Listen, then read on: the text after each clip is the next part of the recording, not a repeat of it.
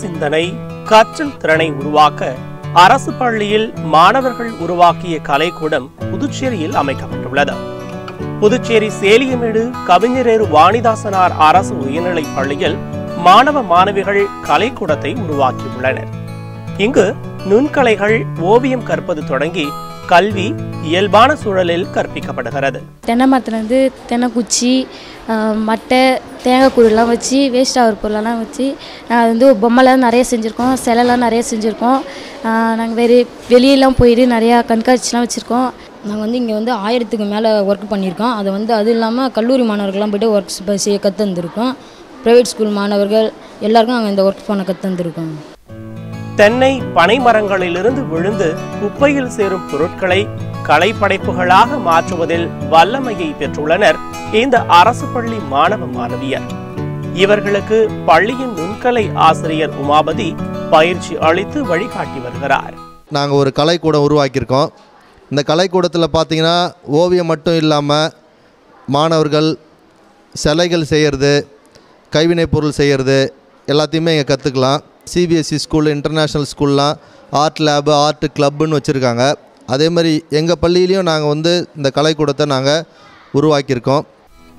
துவக்கத்தில் சிறு சிறு பொருட்கள் செய்து வந்த இவர்கள் பின்னர் பாய்மர கப்பல், சைக்கிள், விலங்குகள், நகைகள் போன்ற அரிய பொருட்களை செய்து வருகின்றனர். தாங்கள் செய்த காட்சி பொருட்களை பள்ளியின் ஒரு அறையை அலங்கரித்து கலைக்கூடமாக மாற்றியுள்ளனர். எங்களோட முக்கிய நோக்கம் என்னன்னா கிளீன் இண்டியா.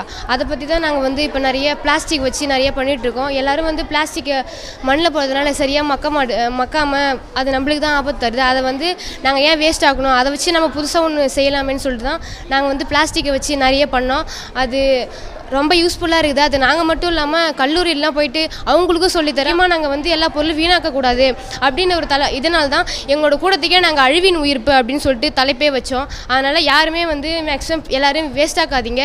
பிளாஸ்டிக்லாம் ஒரு நல்ல ஒரு கலையாக செஞ்சு உங்கள் வீட்டில் வச்சு அழகு பாருங்கள், வேஸ்ட் ஆக்காதீங்க.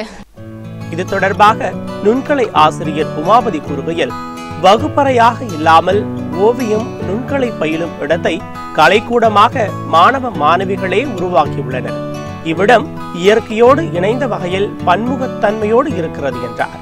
இதோட நோக்கம் என்னென்னா, கிளீன் இந்தியான்ற தலைப்பு வந்து மாணவர்களுக்கு இதுதான், ஒரு பிளாஸ்டிக் வேஸ்ட்டை கைவினைப் பொருளாக தான் அவன் நல்லா மாற்றுறதுக்கான நம்ம வழிவகை செஞ்சு கொடுத்தோன்னா, அவன் வீட்டில் இருக்கிற பொருளை முடிந்த அளவுக்கு ஒரு 100ல் ஒரு 60% அவன் வந்து ஒரு கைவினைப் பொருளாக அதை மாற்றிடுவான். தற்போது கலைப்பொருட்களுடன் ஓவியத்தை வரைய தொடங்கியுள்ளனர் மாணவ மாணவியர். கலைகளை வடிவமைக்க அதிக செலவு செய்து பொருட்கள் வாங்க வேண்டியதில்லை. கிராமத்திலேயே எளிதாக கிடைக்கும் பொருட்களுடன் கொஞ்சம் கற்பனை திறன் போதும் என மெய்ப்பித்து வருகின்றனர் இந்த அரசு பள்ளி மாணவர்கள். இந்த வருங்கால கலைஞர்களை வாழ்த்துவோம் வாங்க.